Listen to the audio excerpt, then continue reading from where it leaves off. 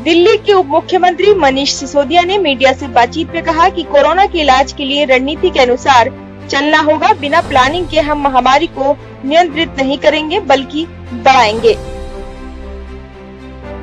SDM की meeting हुई। अरे जी ऊपर करो यार। इस मीटिंग में इस बात पे चर्चा हुई कि दिल्ली में जिस तरह से अश्विनी माइक ऊपर कर दो, माइक ऊपर करो।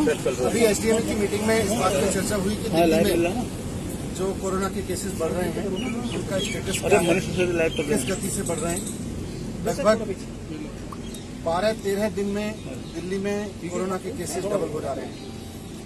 अभी जो डेटा प्रेजेंट किया गया उसमें ये बताया गया कि 30 जून तक दिल्ली में 15,000 बेड्स की आवश्यकता होगी। 15 जुलाई तक 33,000 बेड्स की आवश्यकता होगी और 31 जुलाई तक 80,000 बेड्स की आवश्यकता होगी कोरोना के मरीजों के लिए। और मामले की 30 जून तक 15,000, 15 जून तक 44,000 केसेस होंगे और करीब 6,600 बेड्स की आवश्यकता होगी। 30 जून तक 1 लाख केसेस हो जाएंगे और 15,000 बेड्स की आवश्यकता होगी।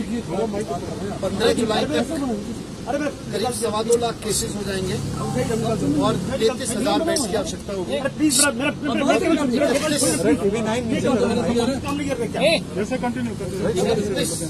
31 जुलाई तक करीब 5.5 लाख केस पहुंच जाएंगे दिल्ली में और उसके लिए करीब 80,000 बेड्स की आवश्यकता होगी। ये तब है जबकि अब तक थोड़े दिन पहले तक लॉकडाउन चल रहा था और अभी तक दिल्ली के हॉस्पिटल्स में दिल्ली के ही जो निवासी हैं, वो चाहे कहीं से भी, जो आदमी आज दिल्ली में रह रहा है वही दिल्ली के हॉस्पिटल तक आ पा रहा था। जो दिल्ली सरकार की है वो प्राइवेट हॉस्पिटल। इसीलिए केंद्र कैबिनेट ने, दिल्ली की कैबिनेट ने निर्णय लिया था कि अभी कुछ समय तक, जब तक कोविड की परेशानी है, आगे आने वाले समय में जब 15,000 बेड्स की आवश्यकता होगी, 33,000 बेड्स की आवश्यकता होगी, 80,000 बेड्स की आवश्यकता होगी जुलाई के एंड तक, तो इनको दिल्ली के जो आज लोग दिल्ली में रह रहे हैं उनके लिए ही मैनेज करके रिजर्व रखा जाए, उनके लिए ही सीमित रखा जाए। लेकिन कल एलजी साहब ने उस फैसले को पलट दिया था। जब आज एलजी साहब से डीडीएम की मीटिंग में हमने रिक्वेस्ट किया कि साहब आपने कल ये फैसला पलटा, तो उससे पहले आपने अपेक्षा की होगी, कुछ आकलन किया होगा कि कितने केस बढ़ेंगे, बाहर से कितने केसेस आएंगे, उसका भी उनके पास कोई आइडिया तो नहीं था। मैंने उनसे ये भी रिक्वेस्ट किया कि सर हो सकता है आपने इस बात का भी आकलन किया होगा कि कितने बेड्स की आवश्यकता पड़ेगी। वैसी स्थिति में जब सारे देश से दिल्ली में केस आएंगे तो उसका भी उनके पास आकलन नहीं था। इतना जरूर है कि अगर पुराने ग्रोथ रेट को माने दिल्ली में तो 12.6 डेज पर जो डबल होने का है उसमें सबकी सहमति थी कि आने वाले समय में 30 जून तक दिल्ली में 15,000 बेड्स चाहिएंगे, 15 जुलाई तक 33,000 और 31 जुलाई तक 80,000 बेड्स चाहिए। तो ऐसे में एलजी साहब ने जो कल फैसला लिया कि दिल्ली के हॉस्पिटल्स को सबके लिए खोला जाए, उससे दिल्ली के जो लोग दिल्ली में रह रहे हैं उनके लिए बड़ा संकट पैदा हो गया है। हमने एसडीएम की मीटिंग में मुद्दा उठाया था, एलजी साहब ने उस पर सहमति नहीं जताई। अब उसकी जिम्मेदारी कौन लेगा? कल को अगर केसेस इसी रूप से दिल्ली में बढ़ते हैं और बाहर से भी आके 2 दिन में, 4 दिन में, 10 दिन में दिल्ली के जो अभी अवेलेबल बेड्स हैं वो भर जाते हैं, तो इतने सारे केसेस जब आगे आएंगे और इतने सारे बेड्स की जरूरत पड़ेगी तो वो कहाँ से आएंगे? अभी इसका जवाब एसडीएम तो हमने इसलिए कहा इसको रिकंसिडर करें, उन्होंने बताया रिकंसिडर करने से, लेकिन अब जो भी है हम उसको लागू करेंगे और कोशिश करेंगे कि दिल्ली में देश के जितने ज़्यादा से ज़्यादा लोगों की सेवा हो सके और दिल्ली के लिए भी पूरी कोशिश रहेगी जितना मेडिकल फैसिलिटीज़ को एक्सपेंड कर सकें, जितना अधिक से अधिक संख्या में ऑक्सीजन बेड्स सब खरीद सकें, इतनी संख्या में ऑक्सीजन बेड्स बनाने की अभी तैयारी हम लोग कर रहे हैं। कम्युनिटी स्प्रेड पर भारत सरकार के अधिकारी भी आए हुए थे, उनका कहना था कि अभी दिल्ली में कम्युनिटी स्प्रेड की स्थिति नहीं है, इसलिए अभी उस पर चर्चा की जरूरत है। अभी स्टेटस क्या है जो आप बता रहे हैं कि उस हिसाब से आप बेड कितने उपलब्ध हैं, मतलब अभी स्टेटस क्या हो, क्या और ये 5.5 लाख बताया आपने,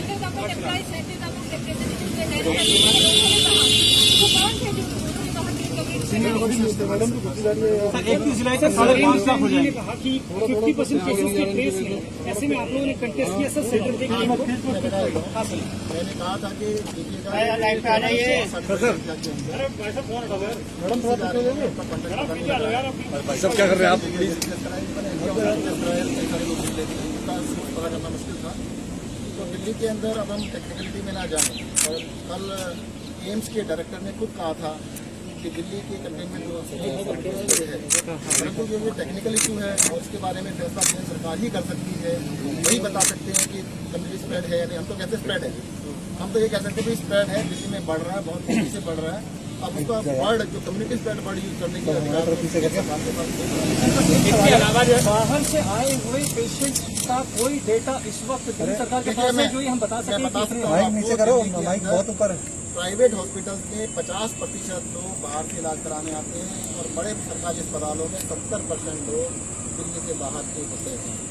अभी जब लॉकडाउन था, दिल्ली में सभी हॉस्पिटल्स में एवरेज ऑक्यूपेंसी 10% से भी कम, प्राइवेट में भी और सरकारी में 10% से भी कम ऑक्यूपेंसी थी। बहुत सारी सर्जरी, बहुत सारे लोगों का इलाज प्लान सर्जरी होती है। प्लान सर्जरी का मतलब ये होता है कि प्लानिंग करके आदमी कराता है और 10 दिन 15 दिन अस्पताल में रहते हैं। जब वो लॉकडाउन के दौरान 2 महीने पोस्टपोन हुई थी, तो अभी फर्दर 1-1.5 महीने के लिए वो हो सकता था, जिसकी वजह से दिल्ली में सकते थे। अभी मनीष जी ने जैसे बताया 31 जुलाई को सिर्फ दिल्ली वालों के लिए, मैं दिल्ली से बाहर की बात नहीं कर रहा हूँ, सिर्फ दिल्ली वालों के लिए 80,000 बेड चाहिए। अब इतनी बड़ी संख्या में अगर आपको बेड चाहिए तो कम से कम जो प्लान सर्जरी है, प्लान वाले काम है, वो कम होंगे, तभी वो बेड मिल पाएंगे। मुख्य मनीष जी ने पूछा था जी साहब से कि भाई आपने प्लान तो किया होगा जब सबके लिए खोला है, तो नहीं प्लान कुछ नहीं किया है, उसका कोई अंदाजा भी नहीं है। क्या देखते हैं क्या होता है, ये देखने वाली अंदाजे वाली बात पे आ गए हैं, थोड़ा सा मुश्किल काम है। दिल्ली सरकार दिन रात लगी हुई है, नए नए बेड्स बना रही है, परंतु अब इसमें बहुत बड़ी समस्या आ सकती है कि अगर पूरी हिंदुस्तान से लोग इलाज कराने के दिल्ली आएंगे तो दिल्ली का बेड नीचे कर ले यार। इसके अलावा अभी भी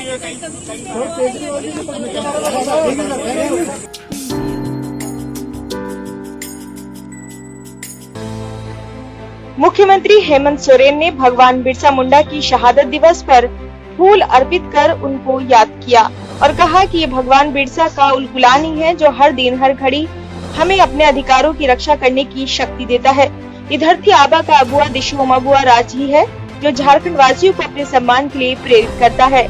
आज उन्हीं धरती आबा भगवान बिरसा मुंडा जी की शहादत दिवस पर शत शत नमन।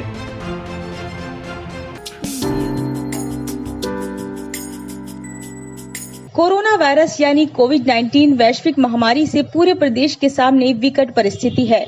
कोरोना महामारी की रोकथाम के लिए देश सहित झारखंड प्रदेश में सरकार के द्वारा संपूर्ण लॉकडाउन घोषित किया गया है। इस लॉकडाउन के कारण सभी उद्योग, व्यवसाय आदि बंद है, जिसकी वजह से इससे जुड़े लोगों की आर्थिक स्थिति कमजोर हो गई है।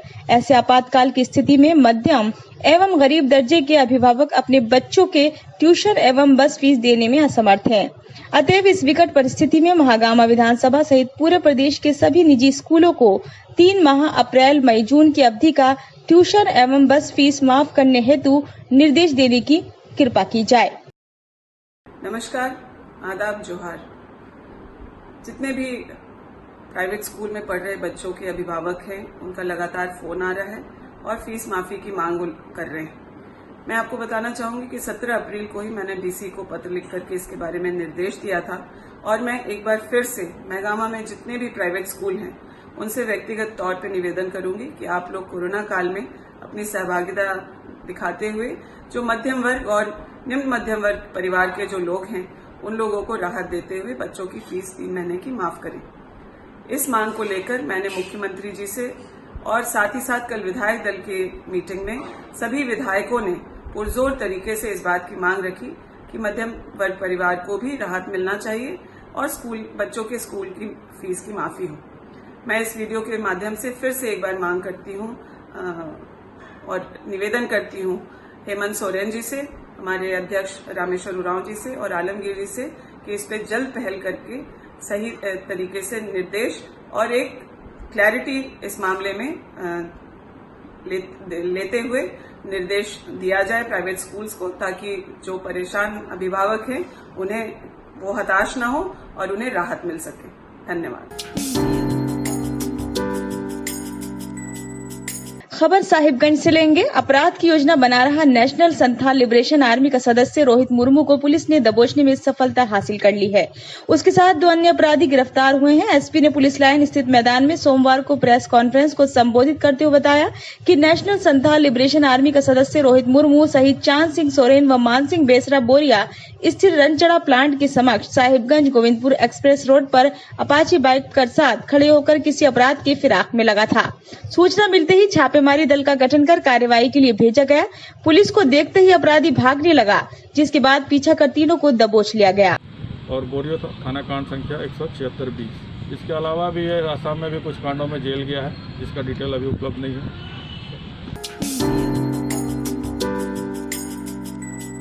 बसंतराय प्रखंड के बसखोरिया ग्राम में बिरसा हरित क्रांति योजना के तहत 1 एकड़ में आम बागवानी योजना का शुभारंभ सहायक अभियंता नफीस हैदर ने गड्ढा खोदकर सोमवार को किया। इस अवसर पर उपस्थित मजदूरों को सहायक अभियंता ने कहा कि आम बागवानी किसान को स्वरोजगार से जोड़कर आर्थिक रूप से मजबूत बनाती है। मनरेगा के तहत होने वाले बिरसा हरित क्रांति योजना के तहत आम बागवानी का लाभ लाभुक किसान अधिक से अधिक उठाएं।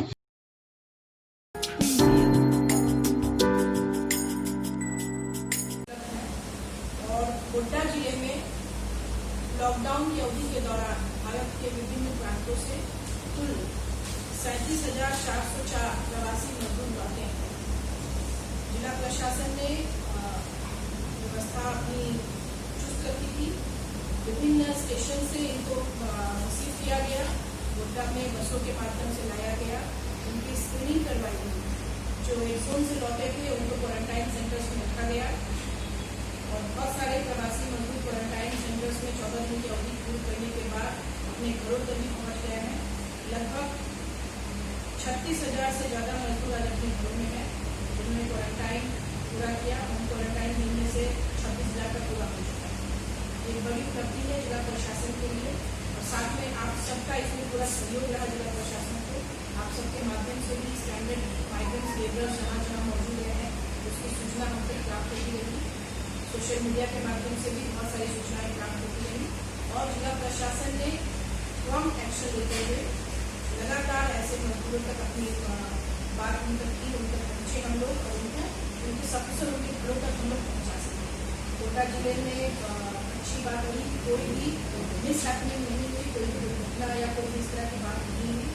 बहुत अच्छे से इतनी ज्यादा संख्या में मजदूरों को सकुशल वापस लाया गया।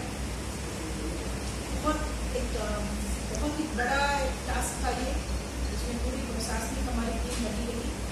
आपके माध्यम से मैं सभी को धन्यवाद भी देती हूँ। सिविल सोसाइटी के भी बहुत सारे ऑर्गेनाइजेशन हमारे साथ हमारे सहभागी बने, सहयोग करने के लिए साथ में आए।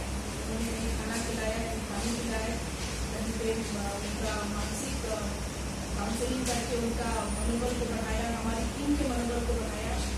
मैं आज इस प्लेटफॉर्म से सभी को धन्यवाद देती हूँ। सभी के सहयोग से जिला प्रशासन ने एक बहुत बड़े लिए एक अचीवमेंट है। सकुशल हमारे लगभग 38,000 मजदूर देश के विभिन्न कोनों से वापस आए। बहुत सारे लोग पैदल चल के वापस आए, उनके हौसले को सलाम है। इतनी गर्मी में, इतनी चिलचिलाती हुई गर्मियों में, इतनी मुश्किल परिस्थितियों में भी अपने आप को उन्होंने मजबूत बनाए रखा और वापस आए। हमें जहाँ भी सूचना मिली, चाहे पटना में फंसे हो, चाहे गुवाहाटी में फंसे हो, चाहे छत्तीसगढ़ में फंसे हो, चाहे दिल्ली में फंसे हो, चाहे महाराष्ट्र में फंसे हो, जहाँ भी हमारे प्रवासी मजदूर फंसे हुए थे, हम लोगों ने उनके लिए व्यवस्थाएं की, उनको वापस लाया। लेकिन एक बड़ा मेजर जो वेव था वो हम लोगों ने पार किया। ज्यादा संख्या में लोग वापस आ चुके हैं अपने घरों में। आज की प्रेस ब्रीफिंग मेनली इसीलिए है कि आपके माध्यम से सभी को एक धन्यवाद भी जाना है और जो प्रवासी मजदूर हमारे लौटे हैं उन तक यह संदेश भी है। गोड्डा जिले में आपके लिए रोजगार की बहुत सारे को सृजित किया जा रहा है, रोजगार के अवसर को सृजित किया जा रहा है। आप अपने प्रशासनिक अधिकारियों पे फेथ रखें, विश्वास रखें। हम लोग आपके लिए कुछ न कुछ योजनाओं को इस तरह से ढाल रहे हैं। मनरेगा है, स्किल मिशन के अंतर्गत और भी बहुत सारे रोजगार के अपॉर्चुनिटीज हैं, ताकि जो हमारे मजदूर भाई बाहर जाते हैं वो अपने जिले में, अपने गांव में रहते हुए उनको रोजगार मिल सके, अच्छा वैकल्पिक रोजगार मिल सके, कम लोगों को यहाँ से माइग्रेशन के तौर पर बाहर भेजा, क्योंकि इस बार ये किसी के पास इतने आंकड़े नहीं थे, इतनी बड़ी संख्या में गोड्डा से मजदूर बाहर जाते हैं। संथाल परगना के बाकी से कहीं ज्यादा, सभी पांचों से मिला के कहीं ज्यादा मजदूर वापस आए। गोड्डा जिला एक चुनौतीपूर्ण दौर से गुजरा है, लेकिन सभी के सहयोग के साथ और हमारी टीम ने बहुत मेहनत की, रात दिन मेहनत की। हमारे ट्रांसपोर्ट की पूरी टीम, हमारे मजिस्ट्रेट, हमारे पुलिस की पूरी टीम, उन्होंने अपनी सुरक्षा को नहीं देखा कि अगर हम इनके संपर्क में जाते हैं तो हमें कोरोना हो सकता है। उन्होंने सेवा भाव को ज्यादा महत्व दिया, ज्यादा अहमियत दी और भली भांति लोगों को लाया गया। गोड्डा कॉलेज में, गोड्डा कृषि कॉलेज में इनके लिए व्यवस्था की गई थी। इतनी संख्या में लोगों के आ जाने से कभी कभी हमारी व्यवस्था पे दबाव पड़ता था, लेकिन फिर भी सभी के सहयोग के साथ में बहुत अच्छे तरीके से, सुचारू तरीके से उनको हम लोगों ने अपने घरों तक भेजा या जिनको क्वारंटाइन सेंटर भेजने की जरूरत थी वहाँ सभी के टेस्ट भी हुए हैं। जिले में RT-PCR के माध्यम से स्वैब लेके जो धनबाद में हमारी टेस्टिंग फैसिलिटीज है वहाँ भी टेस्ट भेजे गए हैं। हम लोगों ने पुणे के लैब से, माई लैब से आपके रैपिड टेस्टिंग किट्स को मंगवाया है, वहाँ उससे भी टेस्टिंग करवाई जा रही है। ट्रूनेट मशीन भी जिले में स्थापित की गई है, 2 ट्रूनेट मशीनें आई हैं। इन सभी के माध्यम से स्क्रीनिंग और टेस्टिंग लगातार की जा रही है। अभी तक गोड्डा जिले में मात्र एक ही पॉजिटिव केस हुआ था लता दीपानी में, और वो भी क्योर होकर अपने घर चला गया है। एट प्रेजेंट गोड्डा जिले में हमारे अभी 0 केसेस हैं, 0 पॉजिटिव केसेस। सिविल सर्जन साहब इसको फिगर आपको दे देंगे। लगभग 1000 से ज्यादा जांच हुई है RT-PCR, और उससे 500 से ज्यादा हम लोगों ने रैपिड टेस्ट से किया, एग्जैक्टली आंकड़ा